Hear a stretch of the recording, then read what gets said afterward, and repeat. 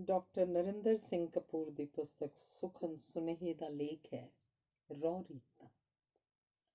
ਸਾਨੂੰ ਭੁਲੇਖਾ ਹੈ ਕਿ ਅਸੀਂ ਵਰਤਮਾਨ 'ਚ ਰਹਿ ਰਹੇ ਹਾਂ। ਵਰਤਮਾਨ 'ਚ ਅਸੀਂ ਜੋ ਕੁਝ ਵੀ ਕਰਦੇ ਹਾਂ ਉਸ ਨੂੰ ਕਰਨ ਦੀਆਂ ਵਿਧੀਆਂ, ਆਦਤਾਂ ਤੇ ਰਹੁ ਰੀਤਾਂ ਸਾਨੂੰ ਸਮਾਜ ਤੋਂ ਸੁੱਤੇ ਸਿੱਧੀ ਮਿਲ ਜਾਂਦੀਆਂ ਹਨ।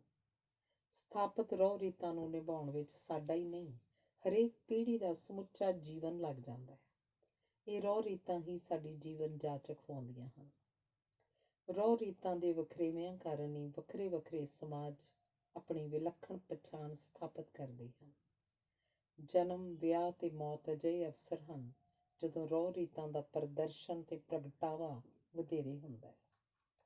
ਗੀਤ, ਸੰਗੀਤ, ਨ੍ਰਿਤ, ਮੂਰਤੀ ਕਲਾ ਤੇ ਚਿੱਤਰਕਲਾ ਸਾਡੀਆਂ ਰਹੁ ਰੀਤਾਂ ਵਿੱਚੋਂ ਵਿਕਸਿਤ ਹੋਈਆਂ ਹਨ ਤੇ ਇਹਨਾਂ ਕਲਾਵਾਂ ਨੇ ਰਹੁ ਰੀਤਾਂ ਨੂੰ ਵਿਕਸਿਤ ਕੀਤਾ ਹੈ।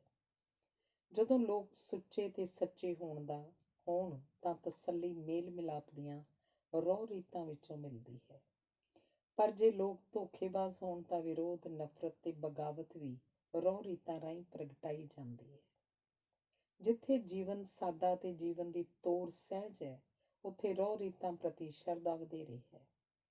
ਪੁਰਾਤਨ ਯੁੱਗ ਤੇ ਅੱਜ ਵੀ ਕਈ ਇਲਾਕਿਆਂ ਵਿੱਚ ਹਰ ਪਿੰਡ ਦਾ ਆਪਣਾ ਦੇਵਤਾ ਹੁੰਦਾ ਹੈ ਤੇ ਉਸ ਦੀ ਪੂਜਾ ਦੀਆਂ ਵੱਖਰੀਆਂ ਵੱਖਰੀਆਂ ਰਹੁ ਰੀਤਾਂ ਰਹੀਆਂ ਹਨ। ਰਸਮਾਂ ਰਿਵਾਜ਼ਾਂ, ਦਿਨਾਂ ਦਿਹਾੜਿਆਂ, ਰਹੁ ਰੀਤਾਂ, ਮਰਿਆਦਾ ਵਿਧੀਆਂ ਆਦਿ ਦਾ ਸਾਡੇ ਜੀਵਨ ਵਿੱਚ ਇੰਨਾ ਵਧੇਰੇ ਪਸਾਰਾ ਹੈ ਕਿ ਇਹਨਾਂ ਦੀ ਪੂਰਤੀ ਸੁੱਤੇ ਸਿੱਧ ਕਰਨ ਕਰਕੇ ਇਹਨਾਂ ਦੀ ਹੋਂਦ ਪ੍ਰਤੀ ਅਸੀਂ ਸੁਚੇਤ ਨਹੀਂ ਹੁੰਦੇ।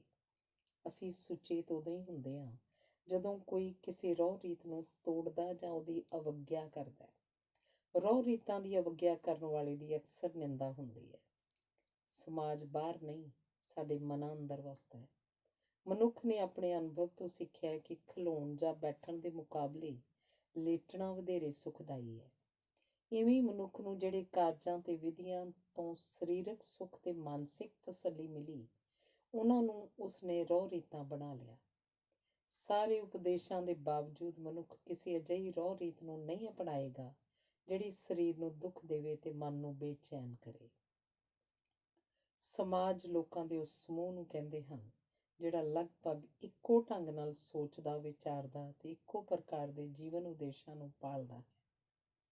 ਸਮਾਜ ਦੇ ਲਗਭਗ ਸਾਰੇ ਵਿਅਕਤੀਆਂ ਵਿੱਚ ਲਗਭਗ ਸਹਿਮਤੀ ਹੁੰਦੀ ਹੈ ਕਿ ਕੀ ਮਹੱਤਵਪੂਰਨ ਹੈ ਤੇ ਕੀ ਮਹੱਤਵਹੀਣ ਹੈ, ਕੀ ਉਪਯੋਗੀ ਹੈ ਤੇ ਕੀ ਹਾਨੀਕਾਰਕ ਹੈ, ਕਿਹੜਾ ਵਿਹਾਰਯੋਗ ਹੈ ਤੇ ਕਿਹੜਾ ਅਯੋਗ, ਕਿਹੜਾ ਪਹਿਰਾਵਾ ਸੱਭਿਅਕ ਹੈ ਤੇ ਕਿਹੜਾ ਅਸੱਭਿਅਕ ਹੈ, ਕਿਹੜਾ ਭੋਜਨ ਠੀਕ ਹੈ, ਕਿਹੜਾ ਵਰਜਿਤ। ਦੂਜੇ ਸ਼ਬਦਾਂ ਵਿੱਚ ਕਹਿ ਸਕਦੇ ਹਾਂ ਕਿ ਇੱਕ ਸਮਾਜ ਵਿੱਚ ਵਸਣ ਵਾਲੇ ਲੋਕਾਂ ਦੇ ਜੀਵਨ ਪ੍ਰਤੀ ਦ੍ਰਿਸ਼ਟੀਕੋਣ ਵਿੱਚ ਸਾਂਝ ਤੇ ਏਕਤਾ ਹੁੰਦੀ ਹੈ। ਇਸੇ ਸਾਂਝ ਤੇ ਏਕਤਾ ਦੇ ਆਧਾਰ ਉੱਤੇ ਹੀ ਸਾਰਾ ਸਮਾਜ ਵਿਸ਼ੇਸ਼ ਪ੍ਰਕਾਰ ਦੀਆਂ ਰਹੁ ਰੀਤਾਂ ਨੂੰ ਨਾ ਕੇਵਲ ਸਵੀਕਾਰ ਕਰਦਾ ਹੈ, ਸਗੋਂ ਉਹਨਾਂ ਨੂੰ ਆਪਣੇ ਵਿਹਾਰ ਦਾ ਸਜੀਵ ਅੰਗ ਵੀ ਬਣਾਉਂਦਾ ਹੈ। ਸਾਡੇ ਵਿਹਾਰ ਦੇ ਦੋ ਮੁੱਖ ਆਧਾਰ ਹਨ, ਰਹੁ ਰੀਤਾਂ ਤੇ ਜੀਵਨ ਅਨੁਭਵ ਤੋਂ ਪ੍ਰਾਪਤ ਸੋਚ ਵਿਚਾਰ। ਰਹੁ ਰੀਤਾਂ ਦਾ ਪ੍ਰਭਾਵ ਇੰਨਾ ਵਿਆਪਕ ਹੈ ਕਿ ਸੋਚ ਵਿਚਾਰ ਦੇ ਵਿਸ਼ਿਆਂ ਤੇ ਢੰਗਾਂ ਵਿਧੀਆਂ ਨੂੰ ਵੀ ਨਿਰਧਾਰਿਤ ਕਰਦਾ ਹੈ। ਅਸੀਂ ਮ੍ਰਿਤਕ ਦੇਹ ਦਾ ਚਿਤਾ ਬਾਲ ਕੇ ਸੰਸਕਾਰ ਕਰਦੇ ਹਾਂ, ਅਸੀਂ ਦਫਨਾਉਣ ਬਾਰੇ ਕਦੇ ਨਹੀਂ ਸੋਚਦੇ। ਇਵੇਂ ਹੀ ਦਫਨਾਉਣ ਵਾਲੇ ਆਪਣੇ ਮ੍ਰਿਤਕਾਂ ਦਾ ਚਿਤਾ ਬਾਲ ਕੇ ਸੰਸਕਾਰ ਕਰਨ ਬਾਰੇ ਨਹੀਂ ਸੋਚਣਗੇ। ਲੱਕੜ ਦੀ ਘਾਟ ਤੇ ਉਹਦੇ ਮਹਿੰਗੇ ਹੋਣ ਕਾਰਨ ਅਸੀਂ ਬਿਜਲੀ ਦੇ ਅੰਗੀਠੇ ਤਾਂ ਸਿਰਜ ਲਵਾਂਗੇ, ਪਰ ਖਰਚੇ ਤੋਂ ਮੁਕਤ ਦਫਨਾਉਣ ਵਾਲੇ ਢੰਗ ਨੂੰ ਨਹੀਂ ਅਪਣਾਵਾਂਗੇ। ਸੰਸਕਾਰ ਕਰਨ ਦੀਆਂ ਰਹੁ ਰੀਤਾਂ ਹੋਰ ਹਨ, ਦਫਨਾਉਣ ਦੀਆਂ ਹੋਰ। ਇਵੇਂ ਹੀ ਜਨਮ ਸੰਬੰਧੀ, ਵਿਆਹ ਸੰਬੰਧੀ, ਅਫਸੋਸ ਕਰਨ ਤੇ ਖੁਸ਼ੀ ਪ੍ਰਗਟਾਉਣ ਸੰਬੰਧੀ, ਪੂਜਾ ਪਾਠ, ਯੱਗ ਆਦਿ ਕਰਨ ਸੰਬੰਧੀ, ਜੰਗ ਤੇ ਸ਼ਾਂਤੀ ਸੰਬੰਧੀ, ਗ੍ਰਹਿ ਪ੍ਰਵੇਸ਼ ਸੰਬੰਧੀ, ਪਿਆਰ ਤੇ ਨਫ਼ਰਤ ਪ੍ਰਗਟਾਉਣ ਸੰਬੰਧੀ ਹਰ ਸਮਾਜ ਦੇ ਢੰਗ, ਤਰੀਕੇ, ਆਦਤਾਂ ਤੇ ਰਹੁ ਰੀਤਾਂ ਵੱਖਰੀ ਭਾਂਤ ਹੁੰਦੀਆਂ ਹਨ।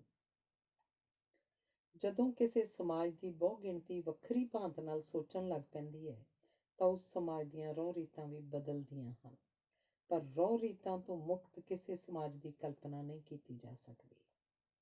ਪੁਰਾਤਨ ਯੁੱਗ ਵਿੱਚ ਗਿਆਨ ਦੀ ਘਾਟ ਰਹੁ ਰੀਤਾਂ ਨਾਲ ਪੂਰੀ ਕੀਤੀ ਜਾਂਦੀ ਸੀ, ਪਰ ਅਜੋਕੇ ਯੁੱਗ ਵਿੱਚ ਰਹੁ ਰੀਤਾਂ ਦੀ ਘਾਟ ਗਿਆਨ ਨਾਲ ਪੂਰੀ ਕੀਤੀ ਜਾ ਰਹੀ ਹੈ।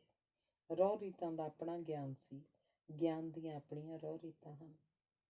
ਤੁਸੀਂ ਕਿਹੋ ਜਿਹੇ ਹੋ, ਇਹ ਇਸ ਗੱਲ 'ਤੇ ਨਿਰਭਰ ਕਰਦਾ ਹੈ ਕਿ ਤੁਹਾਡੇ ਮਨ 'ਚ ਕਿਹੜਾ ਯੁੱਗ ਬੈਠਾ ਹੈ। ਸਮਾਜ ਸਾਨੂੰ ਅੰਦਰੋਂ ਪਕੜਦਾ ਹੈ। ਅਸਚਰਜ ਗੱਲ ਇਹ ਹੈ ਕਿ ਜਦੋਂ ਅਸੀਂ ਪੂਰੀ ਤਰ੍ਹਾਂ ਸਮਾਜ ਦੀ ਪਕੜ 'ਚ ਜਾਂ ਪੂਰੀ ਤਰ੍ਹਾਂ ਸਮਾਜ ਨਾਲ ਇਕਸੁਰ ਹੁੰਦੇ ਹਾਂ, ਤਾਂ ਹੀ ਸਾਨੂੰ ਆਪਣੇ ਆਜ਼ਾਦ, ਭਰਪੂਰ ਤੇ ਸੰਤੁਸ਼ਟ ਹੋਣ ਦਾ ਅਹਿਸਾਸ ਹੁੰਦਾ ਹੈ। ਸਾਨੂੰ ਆਪਣੇ ਵਿਆਹੇ ਹੋਣ ਦਾ ਡੂੰਘਾ ਅਹਿਸਾਸ ਤਾਂ ਹੀ ਹੁੰਦਾ ਹੈ ਜੇ ਉਹ ਸਾਡੇ ਸਮਾਜ ਦੀਆਂ ਰਹੁ ਰੀਤਾਂ ਅਨੁਸਾਰ ਹੋਇਆ ਹੋਵੇ। ਜਿਹੜੇ ਅਦਾਲਤੀ ਵਿਆਹ ਕਰਵਾਉਂਦੇ ਹਨ, ਉਹਨਾਂ ਨੂੰ ਸਦਾ ਇੱਕ ਘਾਟ ਜਿਹੀ ਮਹਿਸੂਸ ਹੁੰਦੀ ਹੈ। ਇਹ ਘਾਟ ਉਸੇ ਪ੍ਰਕਾਰ ਦੀ ਹੁੰਦੀ ਹੈ ਜਿਹੋ ਜਿਹੀ ਉਸ ਇਸਤਰੀ ਨੂੰ ਹੁੰਦੀ ਹੈ ਜਿਸ ਨੇ ਬੱਚੇ ਨੂੰ ਜਨਮ ਨਾ ਦਿੱਤਾ ਹੋਵੇ ਤੇ ਉਹਨੂੰ ਪਾਲ ਰਹੀ ਹੋਵੇ। ਮਰਨਾ ਤਾਂ ਹਰ ਕਿਸੇ ਨੇ ਹੈ, ਪਰ ਕਿਸੇ ਦੇ ਕਤਲ ਹੋਣ ਦਾ ਸਦਮਾ ਇਸ ਲਈ ਹੁੰਦਾ ਹੈ ਕਿ ਉਹ ਸਮਾਜਿਕ ਜਾਂ ਧਾਰਮਿਕ ਰਹੁ ਰੀਤਾਂ ਅਨੁਸਾਰ ਨਹੀਂ ਮਰਿਆ ਹੁੰਦਾ। ਰਹੁ ਰੀਤਾਂ ਮੁੱਖ ਤੌਰ ਉੱਤੇ ਦੋ ਪ੍ਰਕਾਰ ਦੀਆਂ ਹੁੰਦੀਆਂ ਹਨ, ਧਾਰਮਿਕ ਤੇ ਸਮਾਜਿਕ। ਰਹੁ ਰੀਤਾਂ ਭਾਵੇਂ ਸਮਾਜਿਕ ਖੇਤਰ ਦੀਆਂ ਹੋਣ, ਪਰ ਉਹਨਾਂ ਦੀ ਪੂਰਤੀ ਸਮਾਜ ਧਰਮ ਵਾਲੇ ਵਿਸ਼ਵਾਸ ਨਾਲ ਕੀਤੀ ਜਾਂਦੀ ਹੈ। ਵਿਆਹ ਇੱਕ ਸਮਾਜਿਕ ਰਹੁ ਰੀਤ ਹੈ, ਪਰ ਇਸਤਰੀ ਪੁਰਸ਼ ਨੂੰ ਪਤੀ ਪਤਨੀ ਦੇ ਰਿਸ਼ਤੇ ਵਿੱਚ ਬਦਲਣ ਦੀ ਰਸਮ ਧਾਰਮਿਕ ਹੁੰਦੀ ਹੈ। ਜਦੋਂ ਧੀ ਦਾ ਵਿਆਹ ਹੋ ਰਿਹਾ ਹੁੰਦਾ ਹੈ ਤਾਂ ਪਿਤਾ ਤੇ ਭਰਾਵਾਂ ਦੇ ਮਨ 'ਚ ਇੱਕ ਕੀਮਤੀ ਸਾਥ ਦੇ ਖੋਏ ਜਾਣ ਦਾ ਗੁੱਸਾ ਹੁੰਦਾ ਹੈ। ਵਿਆਹ ਦੀਆਂ ਰਹੁ ਰੀਤਾਂ ਇਸ ਗੁੱਸੇ ਨੂੰ ਪ੍ਰਸੰਨਤਾ ਵਿੱਚ ਬਦਲਦੀਆਂ ਹਨ ਤੇ ਵਿਰੋਧ ਨੂੰ ਪ੍ਰਵਾਨਗੀ 'ਚ ਤਬਦੀਲ ਕਰਦੀਆਂ ਹਨ। ਇਵੇਂ ਰਹੁ ਰੀਤਾਂ ਵਾਸਤਵ ਵਿੱਚ ਸਾਡੇ ਉਹਨਾਂ ਵਰਤਾਰਿਆਂ ਨਾਲ ਸੰਬੰਧਿਤ ਹੁੰਦੀਆਂ ਹਨ ਜਿਨ੍ਹਾਂ ਵਿੱਚ ਸੰਕਟ, ਚਿੰਤਾ, ਰੋਸ ਤੇ ਵਿਰੋਧ ਹੁੰਦਾ ਹੈ। ਕਿਸੇ ਧੀ ਵੱਲੋਂ ਆਪਣੀ ਮਰਜ਼ੀ ਨਾਲ ਕਿਸੇ ਨਾਲ ਵਿਆਹ ਕਰਵਾ ਲੈਣਾ ਘੱਟ ਦੁਖਦਾਈ ਹੈ, ਪਰ ਜੇਕਰ ਉਹ ਵਿਆਹ ਦੀਆਂ ਰਹੁ ਰੀਤਾਂ ਤੋਂ ਬਿਨਾਂ ਹੀ ਕਿਸੇ ਪੁਰਸ਼ ਨਾਲ ਪਤਨੀ ਬਣ ਕੇ ਰਹਿਣ ਲੱਗ ਪਵੇ ਤਾਂ ਇਸ ਨੂੰ ਸਹਿਣ ਕਰਨਾ ਲਗਭਗ ਅਸੰਭਵ ਹੋਏਗਾ। ਇਹੀ ਕਾਰਨ ਹੈ ਕਿ ਜਦੋਂ ਕੋਈ ਕਿਸੇ ਨੂੰ ਪਿਆਰ ਕਰਦਾ ਹੈ ਤਾਂ ਉਹ ਉਸ ਨਾਲ ਘਰ ਵਸਾਉਣਾ ਚਾਹੁੰਦਾ ਹੈ, ਅਰਥਾਤ ਉਹ ਰਹੁ ਰੀਤਾਂ ਪੂਰੀਆਂ ਕਰਕੇ ਛੱਡ ਜਾਣ ਜਾਂ ਛੱਡੇ ਜਾਣ ਦੀ ਚਿੰਤਾ ਤੋਂ ਮੁਕਤ ਹੋਣਾ ਚਾਹੁੰਦਾ ਹੈ। ਹਰ ਸਮਾਜ ਵਿੱਚ ਲਗਭਗ ਹਰ ਇੱਕ ਚਿੰਤਾ ਨੂੰ ਦੂਰ ਕਰਨ ਦੀ ਕੋਈ ਨਾ ਕੋਈ ਰਹੁ ਰੀਤ ਹੁੰਦੀ ਹੈ। ਰਹੁ ਰੀਤ ਦਾ ਉਦੇਸ਼ ਹੀ ਚਿੰਤਾ ਤੋਂ ਮੁਕਤ ਹੋਣਾ ਹੈ। ਸੁਖਣਾ ਵੀ ਇਸੇ ਕਰਕੇ ਸੁਖੀ ਜਾਂਦੀ ਹੈ ਕਿ ਮਨੁੱਖ ਆਪਣੀ ਇੱਛਾ ਦੀ ਪੂਰਤੀ ਹੋਣ ਜਾਂ ਨਾ ਹੋਣ ਦੀ ਦੁਬਿਧਾ ਤੋਂ ਮੁਕਤ ਹੋਣਾ ਚਾਹੁੰਦਾ ਹੈ। ਸੁਖਣਾ ਸੁੱਖ ਕੇ ਉਸਨੂੰ ਸਾਹ ਹੀ ਸੌਖਾ ਨਹੀਂ ਆਉਂਦਾ, ਉਹਦਾ ਆਤਮ ਵਿਸ਼ਵਾਸ ਵੀ ਵੱਧ ਜਾਂਦਾ ਹੈ। ਇਹ ਸੌਖ ਤੇ ਵਧਿਆ ਹੋਇਆ ਆਤਮ ਵਿਸ਼ਵਾਸ ਉਹਦੀ ਅੰਤਰੀਵ ਸ਼ਕਤੀ ਨੂੰ ਵਧਾਉਂਦੇ ਹਨ। ਇਹ ਵਧੀ ਹੋਈ ਸ਼ਕਤੀ ਉਹਦੀਆਂ ਮੁਸ਼ਕਿਲਾਂ ਨੂੰ ਹੱਲ ਕਰਦੀ ਹੈ ਤੇ ਸਫਲ ਹੋ ਕੇ ਆਪਣੇ ਮਹੱਤਵਪੂਰਨ ਹੋਣ ਦਾ ਪ੍ਰਮਾਣ ਦੇਣ ਲਈ ਆਪਣੇ ਸੁੱਚੇ ਤੇ ਸੱਚੇ ਹੋਣ ਦਾ ਬਹਾਨਾ ਲਾ ਕੇ ਉਹ ਸੁਖਣਾ ਪੂਰੀ ਕਰਦਾ ਹੈ। ਸੁਖਣਾ ਪੂਰੀ ਕਰਕੇ ਵਿਸ਼ੇਸ਼ ਪ੍ਰਸੰਨਤਾ ਦਾ ਅਨੁਭਵ ਹੁੰਦਾ ਹੈ। ਕਿਸਾਨ ਦੀ ਜ਼ਿੰਦਗੀ 'ਚ ਮੀਂਹ ਦਾ ਮਹੱਤਵ ਅਸੀਂ ਸ਼ਹਿਰੀ ਨਹੀਂ ਜਾਣ ਸਕਦੇ। ਵਿਗਿਆਨ ਦੀਆਂ ਸਾਰੀਆਂ ਪ੍ਰਾਪਤੀਆਂ ਦੇ ਬਾਵਜੂਦ ਕਿਸਾਨ ਦਾ ਮੀਂਹ ਉੱਤੇ ਨਿਰਭਰਤਾ ਨਿਰਵਿਵਾਦ ਹੈ। ਮੀਂਹ ਨਾ ਪੈਣ ਦੀ ਸੂਰਤ ਵਿੱਚ ਉਹਦੇ ਮਨ ਵਿਚਲੀ ਚਿੰਤਾ ਸਿਖਰ ਵੱਲ ਵੱਧਦੀ ਹੈ। ਇਸ ਚਿੰਤਾ ਤੋਂ ਮੁਕਤ ਹੋਣ ਲਈ ਉਹ ਅਨੇਕਾਂ ਰਹੁ ਰੀਤਾਂ ਦਾ ਸਹਾਰਾ ਲੈਂਦਾ ਹੈ। ਭਾਵੇਂ ਰਹੁ ਰੀਤਾਂ ਦੀ ਪੂਰਤੀ ਨਾਲ ਮੀਂਹ ਨਾ ਪਵੇ, ਪਰ ਜੋ ਕੁਝ ਸੰਭਵ ਸੀ ਉਹਨੂੰ ਕਰਨ ਦੀ ਤਸੱਲੀ ਉਸ ਵਿੱਚ ਵਸ਼ ਹੁੰਦੀ ਹੈ। ਇਸ ਤਸੱਲੀ ਦੇ ਆਧਾਰ ਉੱਤੇ ਹੀ ਉਹ ਕੁਦਰਤ ਦੀਆਂ ਵੱਡੀਆਂ ਵੱਡੀਆਂ ਬੇਇਨਸਾਫੀਆਂ ਨੂੰ ਵੀ ਖਿੜੇ ਮੱਥੇ ਸਹਿ ਜਾਂਦਾ ਹੈ। ਰਹੁ ਰੀਤਾਂ ਕਿਸਾਨ ਦੇ ਜੀਵਨ ਦਾ ਬੁਨਿਆਦੀ ਅੰਗ ਹਨ, ਕਿਉਂਕਿ ਉਹ ਪ੍ਰਕਿਰਤੀ ਦੀ ਤਰਕਹੀਣਤਾ ਨੂੰ ਰਹੁ ਰੀਤਾਂ ਦੀ ਤਰਕਸ਼ੀਲਤਾ ਨਾਲ ਬਰਦਾਸ਼ਤ ਕਰਦਾ ਹੈ। ਰਹੁ ਰੀਤਾਂ ਦਾ ਮਖੌਲ ਉਡਾਉਣ ਵਾਲੇ ਸ਼ਹਿਰੀਆਂ ਨੂੰ ਜੇ ਕਿਸਾਨ ਦੇ ਜੀਵਨ ਵਾਲੀਆਂ ਤੰਗੀਆਂ, ਮੁਸ਼ਕਿਲਾਂ ਤੇ ਮਜਬੂਰੀਆਂ ਦਾ ਸਾਹਮਣਾ ਕਰਨਾ ਪੈ ਜਾਏ ਤਾਂ ਉਹ ਆਤਮਘਾਤੀ ਕਰ ਲੈਣ। ਸ਼ਹਿਰੀ ਵੀ ਜਦੋਂ ਤਰਕ ਦੀ ਦੌੜ 'ਚ ਥੱਕ ਜਾਂਦੇ ਹਨ ਤਾਂ ਉਹ ਵੀ ਰਹੁ ਰੀਤਾਂ ਨੂੰ ਪਾਲਣ ਵਾਲੇ ਕਰਮਕਾਂਡੀ ਹੋ ਨਿਬੜਦੇ ਹਨ। ਇਸਲਾਮੀ ਸਮਾਜ ਭਾਵੇਂ ਵਿਗਿਆਨ ਦੇ ਪੱਖੋਂ ਪਛੜੇ ਹੋਏ ਹਨ, ਪਰ ਸ਼ਰਅ ਦੀ ਅਮੀਰੀ ਕਾਰਨ ਅਜਿਹੇ ਸਮਾਜਾਂ ਵਿੱਚ ਜੀਵਨ ਤੇ ਮੌਤ ਪ੍ਰਤੀ ਦ੍ਰਿਸ਼ਟੀਕੋਣ ਵਧੇਰੇ ਸੰਤੁਸ਼ਟ ਤੇ ਸੰਤੁਲਿਤ ਹੈ। ਪੁਰਸ਼ਾਂ ਦੇ ਮੁਕਾਬਲੇ ਇਸਤਰੀਆਂ 'ਚ ਰਹੁ ਰੀਤਾਂ ਤੇ ਰਸਮਾਂ ਰਿਵਾਜਾਂ ਨੂੰ ਪਾਲਣ ਦੀ ਬਿਰਤੀ ਵਧੇਰੇ ਹੁੰਦੀ ਹੈ। ਇਹਦਾ ਕਾਰਨ ਇਹ ਹੈ ਕਿ ਇਸਤਰੀ ਵੀ ਕਿਸਾਨ ਵਾਂਗ ਕੁਦਰਤ ਤੋਂ ਜੀਵਨ ਦਾ ਹੁੰਗਾਰਾ ਮੰਗਦੀ ਹੈ। ਜਿਵੇਂ ਕਿਸਾਨ ਦੀ ਖੁਸ਼ੀ ਉਹਦੇ ਖੇਤਾਂ ਤੋਂ ਹੋਣ ਵਾਲੀ ਉਪਜ ਵਿੱਚ ਲੁਕੀ ਹੁੰਦੀ ਹੈ, ਇਵੇਂ ਹੀ ਇਸਤਰੀ ਦੀ ਪ੍ਰਸੰਨਤਾ ਉਹਦੀ ਕੁੱਖ ਵਿੱਚੋਂ ਜਨਮ ਲੈਣ ਵਾਲੀ ਸੰਤਾਨ 'ਚ ਛੁਪੀ ਹੁੰਦੀ ਹੈ। ਇੱਕ ਗਰਭਵਤੀ ਇਸਤਰੀ ਤੇ ਭਰਪੂਰ ਫਸਲ ਵਾਲੇ ਖੇਤ ਦੇ ਕਿਸਾਨ ਦੀ ਬਿਰਤੀ ਲਗਭਗ ਇੱਕੋ ਪ੍ਰਕਾਰ ਦੀ ਹੁੰਦੀ ਹੈ। ਇਸ ਸਮੇਂ ਦੌਰਾਨ ਦੋਵੇਂ ਕਿਸੇ ਦਾ ਦਿਲ ਦਿਖਾਉਣ ਤੋਂ ਸੰਕੋਚ ਕਰਦੇ ਹਨ। ਦੋਹਾਂ ਦੇ ਦਿਲਾਂ 'ਚ ਸਭ ਕੁਝ ਨਸ਼ਟ ਹੋ ਜਾਣ ਦਾ ਇੱਕ ਭੈ ਹੁੰਦਾ ਹੈ। ਸੋ ਦੋਹਾਂ ਦੇ ਦਿਲ ਉੱਚੀ ਅਰਦਾਸ 'ਚ ਜੁੜੇ ਹੁੰਦੇ ਹਨ। ਦੋਹਾਂ ਦੀ ਬਿਰਤੀ ਕਾਰਜ ਦੇ ਸੰਪੂਰਨ ਹੋਣ 'ਤੇ ਟਿਕੀ ਹੁੰਦੀ ਹੈ। ਸੋ ਦੋਵੇਂ ਲੋੜੀਂਦੀਆਂ ਰਹੁ ਰੀਤਾਂ ਨੂੰ ਖਿੜੇ ਮੱਥੇ ਪੂਰੀਆਂ ਕਰਦੇ ਹਨ। ਸੰਸਾਰ ਦੇ ਵੱਖ-ਵੱਖ ਧਰਮ ਨਿਵੇਕਲੀਆਂ ਰਹੁ ਰੀਤਾਂ ਉੱਤੇ ਉਸਰੇ ਹੋਏ ਹਨ। ਸੰਸਾਰ ਦੇ ਸਾਰੇ ਧਰਮਾਂ ਦੇ ਬਾਨੀ ਭਾਵੇਂ ਪੁਰਸ਼ ਹਨ, ਪਰ ਰਹੁ ਰੀਤਾਂ ਨੂੰ ਨਿਭਾਉਣ, ਪ੍ਰਚਾਰਨ, ਅਗਲੀ ਪੀੜ੍ਹੀ ਨੂੰ ਉਹਨਾਂ ਵਿੱਚ ਪਰਪੱਕ ਕਰਨ ਤੇ ਆਪ ਉਹਨਾਂ 'ਚ ਦ੍ਰਿੜ ਰਹਿਣ ਦਾ ਕਾਰਜ ਇਸਤਰੀਆਂ ਨੇ ਕੀਤਾ ਹੈ। ਪੁਰਸ਼ ਜੀਵਨ ਨੂੰ ਅਗਲੇ ਪਾਸੇ ਵੱਲ ਖਿੱਚਦਾ ਹੈ, ਜਦਕਿ ਇਸਤਰੀ ਅਤੀਤ ਦਾ ਪੱਲਾ ਨਹੀਂ ਛੱਡਦੀ। ਸੋ ਨਤੀਜਾ ਇਹ ਹੁੰਦਾ ਹੈ ਕਿ ਸਮਾਜ ਵਿੱਚ ਅਤੀਤ ਤੇ ਵਰਤਮਾਨ, ਵਿਸ਼ਵਾਸ ਅਤੇ ਤਰਕ, ਪੁਰਾਤਨਤਾ ਤੇ ਆਧੁਨਿਕਤਾ, ਸੰਤੋਖ ਤੇ ਅਭਿਲਾਸ਼ਾ, ਧਰਮ ਤੇ ਵਿਗਿਆਨ, ਰਹੁ ਰੀਤਾਂ ਤੇ ਨਵੀਨ ਕਾਰਜ ਵਿਧੀਆਂ ਵਿੱਚ ਸੰਤੁਲਨ ਬਣਿਆ ਰਹਿੰਦਾ ਹੈ। ਇਸ ਸੰਤੁਲਨ ਦੀ ਬੜੀ ਮਹੱਤਤਾ ਹੈ। ਪੁਰਸ਼ ਹਰਕਤ ਦਾ ਪ੍ਰਤੀਕ ਹੈ, ਇਸਤਰੀ ਟਿਕਾਊ ਦਾ। ਬੁੱਧੀ ਦਾ ਸੁਭਾਅ ਪੁਰਸ਼ ਵਾਲਾ ਹੈ, ਜਦਕਿ ਸਮਝ ਦਾ ਸੁਭਾਅ ਇਸਤਰੀ ਵਾਲਾ ਹੈ। ਪੁਰਸ਼ ਜੰਗ ਯੁੱਧ ਦਾ ਪ੍ਰਤੀਕ ਹੈ, ਇਸਤਰੀ ਅਮਨ ਸ਼ਾਂਤੀ ਦੀ। ਪੁਰਸ਼ ਗਿਆਨ ਨੂੰ ਆਪਣੀ ਪ੍ਰਾਪਤੀ ਸਮਝਦਾ ਹੈ, ਇਸਤਰੀ ਵਿਸ਼ਵਾਸ ਨੂੰ ਆਪਣੀ ਪੂੰਜੀ ਸਮਝਦੀ ਹੈ। ਇਸੇ ਕਰਕੇ ਇਸਤਰੀ ਰਹੁ ਰੀਤਾਂ ਨੂੰ ਵਧੇਰੇ ਗੰਭੀਰਤਾ ਨਾਲ ਅਪਣਾਉਂਦੀ ਹੈ ਤੇ ਪੂਰਾ ਕਰਦੀ ਹੈ। ਇਸੇ ਕਰਕੇ ਇਸਤਰੀ ਕੁਦਰਤ ਤੇ ਸਮਾਜ ਨਾਲ ਵਧੇਰੇ ਇਕਸੁਰ ਹੁੰਦੀ ਹੈ। ਰਹੁ ਰੀਤਾਂ ਖੇਤੀਬਾੜੀ ਸਮਾਜ ਦਾ ਹੀ ਵਰਤਾਰਾ ਨਹੀਂ, ਆਧੁਨਿਕ ਯੁੱਗ ਦੀਆਂ ਆਪਣੀਆਂ ਰਹੁ ਰੀਤਾਂ ਹਨ। ਆਧੁਨਿਕ ਯੁੱਗ ਦੀਆਂ ਰਹੁ ਰੀਤਾਂ ਨੂੰ ਨਾਮ ਭਾਵੇਂ ਨਵੇਂ ਦੇ ਦਿੱਤੇ ਗਏ ਹਨ, ਪਰ ਉਹਨਾਂ ਦਾ ਕੇਂਦਰੀ ਲੱਛਣ ਪੁਰਾਤਨ ਰਹੁ ਰੀਤਾਂ ਵਾਲਾ ਹੀ ਹੈ। ਚੋਣਾਂ ਦੀਆਂ ਆਪਣੀਆਂ ਰਹੁ ਰੀਤਾਂ ਹਨ। ਅਦਾਲਤਾਂ ਦਾ ਕੰਮ ਕਰਨ ਦਾ ਆਪਣਾ ਢੰਗ ਹੈ। ਕਿਸੇ ਨੂੰ ਇਨਾਮ ਜਾਂ ਦੰਡ ਦੇਣ ਸਮੇਂ ਵਿਸ਼ੇਸ਼ ਰਹੁ ਰੀਤਾਂ ਦੀ ਪੂਰਤੀ ਕੀਤੀ ਜਾਂਦੀ ਹੈ। ਤਲਾਕ ਲੈਣ ਦਾ ਵੀ ਇੱਕ ਵਿਸ਼ੇਸ਼ ਢੰਗ ਤਰੀਕਾ ਹੈ।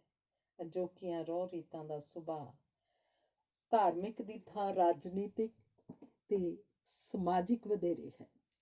ਮਨੁੱਖ ਦਾ ਹਰ ਵਰਤਾਰਾ ਅੰਤਲੇ ਰੂਪ ਵਿੱਚ ਉਹਦੇ ਸਮਾਜ ਦਾ ਪ੍ਰੇਰਿਆ ਹੁੰਦਾ ਹੈ ਤੇ ਮੋੜਵੇਂ ਰੂਪ 'ਚ ਸਮਾਜ ਨੂੰ ਪ੍ਰਭਾਵਿਤ ਕਰਦਾ ਹੈ।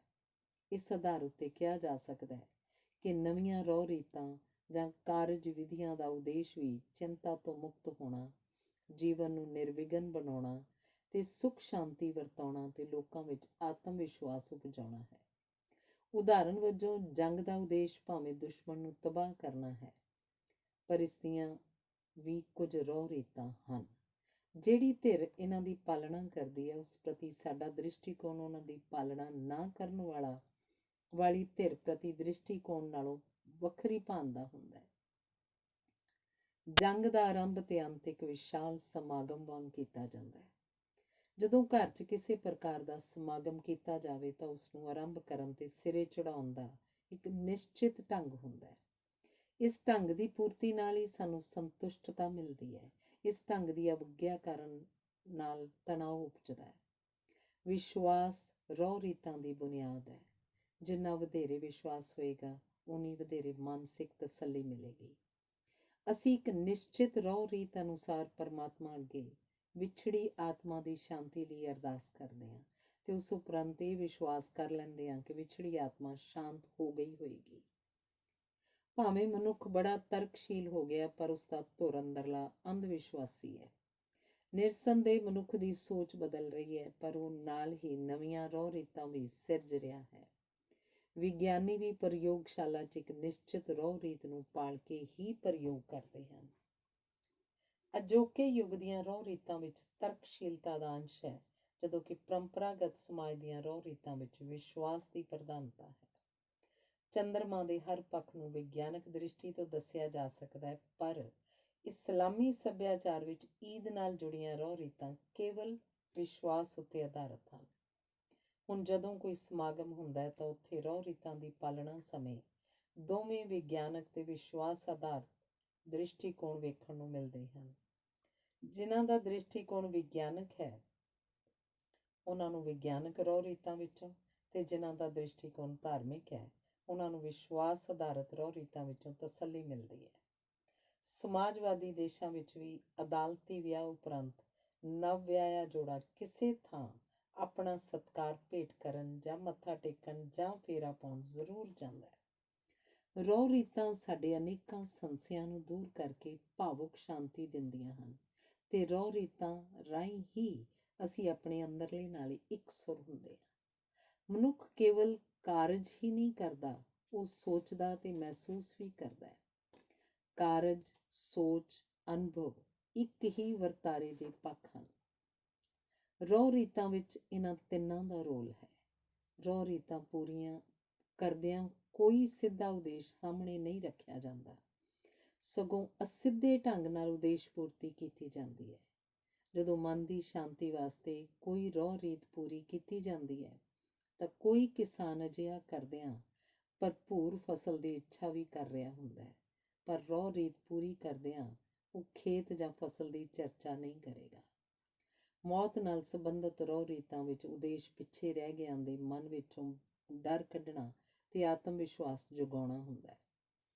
ਪਰ ਸੂਤ ਨਾਲ ਸੰਬੰਧਿਤ ਰਹੁ ਰੀਤਾਂ ਵਿੱਚ ਭਾਸ਼ਾ, ਧੰਨਵਾਦ ਅਤੇ ਸ਼ੁਕਰਾਨੇ ਦੀ ਵਰਤੀ ਜਾਂਦੀ ਹੈ, ਪਰ ਉਦੇਸ਼ ਬੱਚੇ ਦੀ ਲੰਮੀ ਤੰਦਰੁਸਤ ਉਮਰ ਨੂੰ ਸੰਭਵ ਬਣਾਉਣਾ ਹੁੰਦਾ ਹੈ। ਵਰਤ ਦੀਆਂ ਰਹੁ ਰੀਤਾਂ ਵਿੱਚ ਪ੍ਰਗਟ ਉਦੇਸ਼ ਆਤਮਾ ਤੇ ਸਰੀਰ ਦੀ ਸ਼ੁੱਧੀ ਹੁੰਦਾ ਹੈ, ਪਰ ਛੁਪਿਆ ਉਦੇਸ਼ ਜੀਵਨ ਵਿੱਚ ਵਧੇਰੇ ਸਫਲਤਾ ਹੁੰਦਾ ਹੈ। ਜਿੰਨਾ ਵੱਡਾ ਵਿਸ਼ਵਾਸ ਹੋਏਗਾ, ਉਨੀਆਂ ਹੀ ਰਹੁ ਰੀਤਾਂ ਮਾਨਸਿਕ ਸ਼ਾਂਤੀ ਦਾ ਵਧੇਰੇ ਸਾਧਨ ਬਣਨਗੀਆਂ।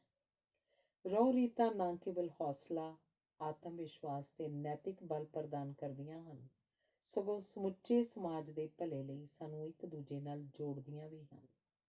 ਰਹੁ ਰੀਤਾਂ ਵਿੱਚ ਵਰਤੀ ਜਾਣ ਵਾਲੀ ਸਮੱਗਰੀ ਪ੍ਰਤੀਕਮਈ ਹੁੰਦੀ ਹੈ। ਕਿਸੇ ਸਮਾਧ ਉੱਤੇ ਦੀਵਾ ਬਾਲਣਾ ਸ਼ਰਧਾ ਦਾ ਪ੍ਰਤੀਕ ਹੈ, ਯੱਗ ਯਤਨ ਦਾ ਪ੍ਰਤੀਕ ਹੈ। ਰਹੁ ਰੀਤਾਂ ਦਾ ਮਹੱਤਵ ਆਪਣੇ ਸਮਾਜ ਵਿੱਚ ਹੀ ਪ੍ਰਗਟ ਹੁੰਦਾ ਹੈ। ਕਿਸੇ ਦੂਜੇ ਸਮਾਜ ਦੀਆਂ ਰਹੁ ਰੀਤਾਂ ਸਾਨੂੰ ਪਖੰਡ, ਅਡੰਬਰ ਤੇ ਅੰਧ ਵਿਸ਼ਵਾਸ ਹੀ ਪ੍ਰਤੀਤ ਹੁੰਦੀਆਂ ਹਨ।